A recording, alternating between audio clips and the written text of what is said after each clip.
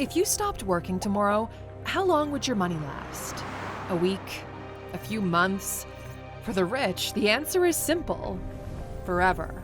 I mean, imagine building something once and getting paid for it for the rest of your life. That's not a fantasy, okay? That's actually how rich people operate. There are tons of ways to build wealth on autopilot, so today, we're showing all of the best ones. Welcome to Alux, the place where future billionaires come to get inspired. So let's start off our discussion today with a banger because, there's a strange kind of wealth that doesn't come from building or selling things, but just from being the first person to think about them. We gotta talk about patents here. Back in the 1980s, a guy named James Dyson was frustrated with how vacuum cleaners got weaker and weaker over time. So he started tinkering. That's how Dyson, the company that makes all of those sleek, expensive home gadgets, got its start. Over 5,000 prototypes later, Dyson created a vacuum that didn't lose power, and it was revolutionary. But here's the thing, he didn't just make a better vacuum cleaner. He filed hundreds of patents for it, which meant that if any other company wanted to use that same tech, they had to pay him. He didn't need to run factories, he didn't need to ship anything, he just owned the idea, and that idea made him a billionaire. You see, when you patent an invention, no one else can legally copy it without your permission. Even if somebody else does all the work of building a product, manufacturing it, and selling it, if they want to use your ideas, well, they've got to pay you. So each patent you file can create a stream of income that lasts for decades. And that is how the rich think. They don't always build the thing. Sometimes they just have the idea first. Sometimes, though, the rich don't invent anything that revolutionary. Like, for example, everybody loves Christmas, but if there's one person who loves it more than anybody else, it's gotta be Mariah Carey, because royalties. Every single year when her song, All I Want for Christmas Is You, shoots to the top of the chart, so do her royalty checks. You've almost certainly heard this song before. She recorded it back in 1994. That's over 30 years ago. But even today, every time that song is played in a mall, a movie, a radio station, or even just a TikTok, she gets paid. That's why Santa's yearly present to Mariah Carey is somewhere in the ballpark of $2.5 million a year. Pretty sweet, right? Well, that is the power of royalties. They're payments you earn when someone uses your creation, like a song, a script, a book, even a photo. You don't have to sell it, you don't have to promote it. Once it's out there, it just keeps earning, because when you create something valuable and lock in the rights, you don't just make art, you build a machine that pays you for the rest of your life. Now, royalties can pay you forever, but what if you could do that on your own terms, without a record label, without a publisher, and without anyone in your way? Well, that's where digital products come in, and nobody understood that better than internet marketing guru Russell Brunson. Now, Brunson didn't start a $1 million company. No, he started out with a short, no-fluff ebook called .com Secrets, which he promoted on his blog. He released it without a publisher or a printer. It was just a downloadable PDF that you could download digitally. And now, over 10 years later, that same book is still selling, still printing money. That's why digital products are such a game changer. They're assets you create once, like an online course, a template, a toolkit, or a book, and you can sell them forever with literally no additional cost. And the internet gives you the ability to scale faster than anything physical ever could.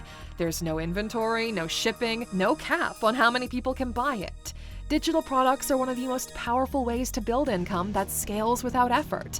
Alright, so by now you've seen a few ways that rich people get paid forever. But sometimes the most valuable thing, it isn't the product itself, it's the words people associate with it. We're talking trademarks here. Nobody proves this better than Michael Buffer.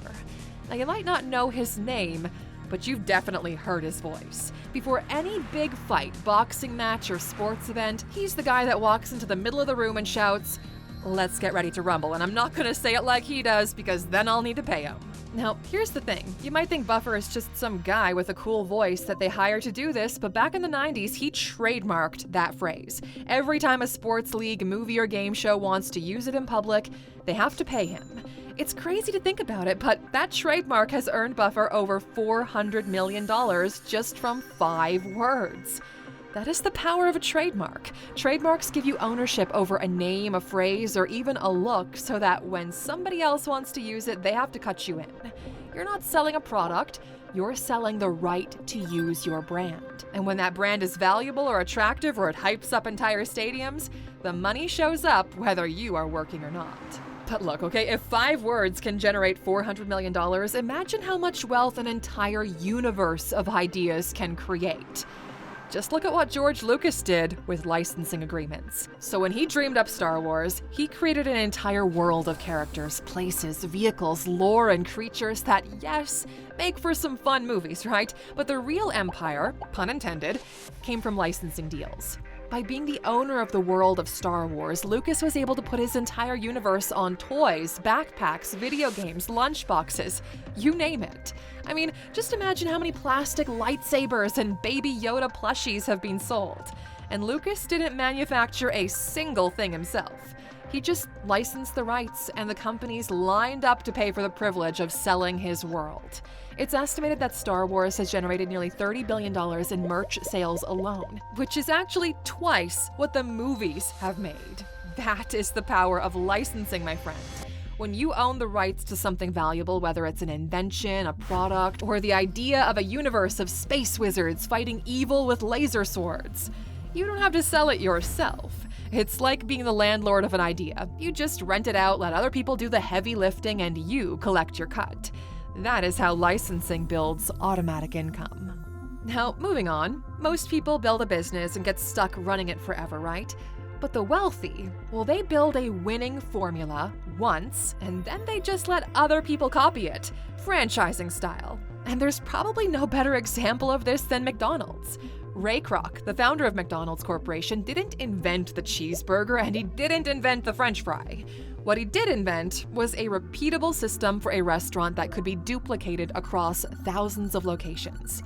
You see, McDonald's Corporation doesn't operate every McDonald's in the world. No, usually it's a local entrepreneur who buys the rights to run a McDonald's system.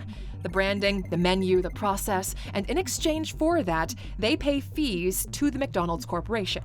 There are over 38,000 McDonald's restaurants around the world. Ray Kroc didn't have to run them. He just sold the brand and the blueprint, and he took a piece of the profits. That is how franchising works. You take a business that works, package it into a system, and let other people operate it under your brand.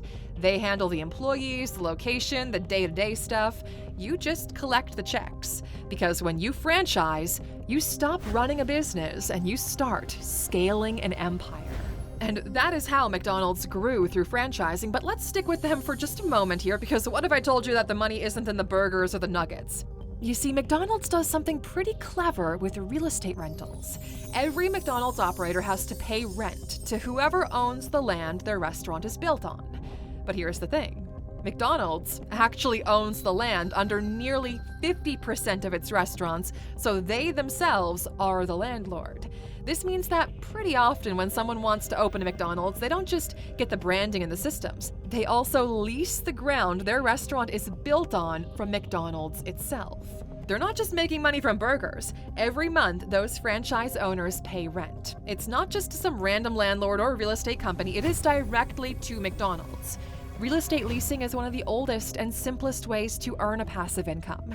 You buy a house, a building, or a piece of land, and you let somebody else use it. In return, they pay you rent just for having access. You don't have to be the one living there yourself. You don't have to be the one running a store, and if you hire a property manager, you don't even have to deal with the tenants yourself. That is what makes real estate so powerful. When the money keeps coming in month after month, whether you're working or not, that's when you can sit back and collect paychecks for a living. But of course, you can spend an entire life building a company like McDonald's, but if you know how to play your cards right, you can make money just by owning the right ones. That is the quiet game the rich play with dividend stocks. And Warren Buffett is the king of this move. He bought a huge stake in Coca-Cola like 4 decades ago, and he literally has never sold a single share. And why would he? Okay, when you buy a share in a company like Coca-Cola, you're not just hoping the stock goes up, you also get dividends. Warren Buffett's investments in Coca-Cola pays him over $700 million a year, and he doesn't even have to sell any of his shares.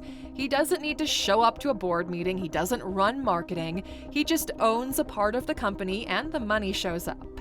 That's the beauty of dividend investing. Companies pay out a share of their profits to shareholders, and the more shares you own, the bigger your cut. No calls, no clients, no hours logged. It's one of the cleanest, honestly, laziest ways to build wealth. Your money will work way harder than you do.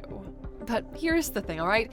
Dividend stocks might let you earn by owning a slice of public companies, and yeah, those can grow a lot over time. But if you want to unlock real explosive growth, you have to think like the rich. Real insiders do the same thing with private companies. Welcome to private equity, my friend, where you're not investing in Apple or Coca-Cola. No, you're investing in the companies that might become the next Apple or Coca-Cola before anyone else even knows they exist. That's what Peter Thiel did with Facebook. In 2004, he spotted a great team with a great idea, and they needed a bit of money to make it happen. So he wrote Mark Zuckerberg a $500,000 check to get the company off the ground.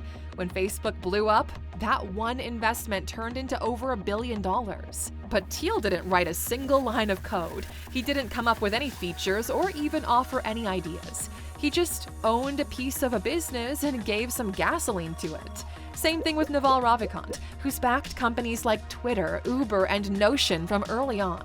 And even guys like Shaquille O'Neal. He made more money off business than basketball by buying into chains like Five Guys and Krispy Kreme.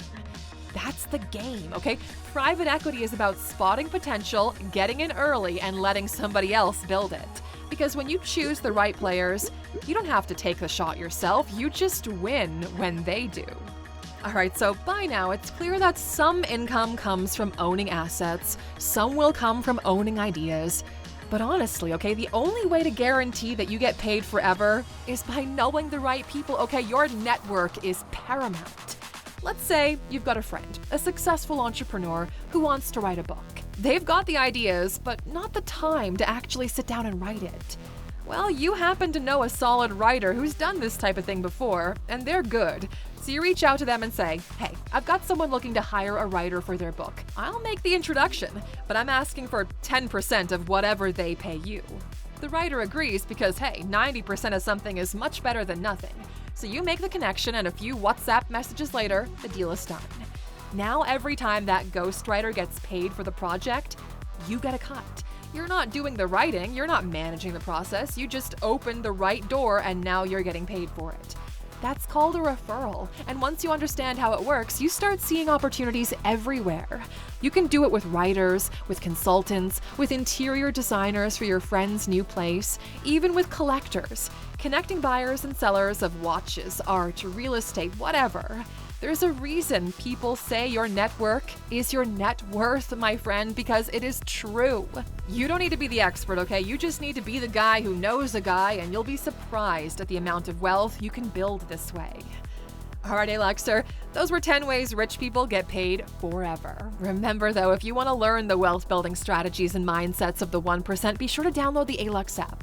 Hundreds of thousands of people have already started changing their lives with it, and we would love to have you on board. You can check it out by scanning the QR code on screen right now, and you'll get a special 25% off discount on your yearly plan just for sticking around until the end of today. With that said, we'll see you back here next time, my friend. Until then, take care.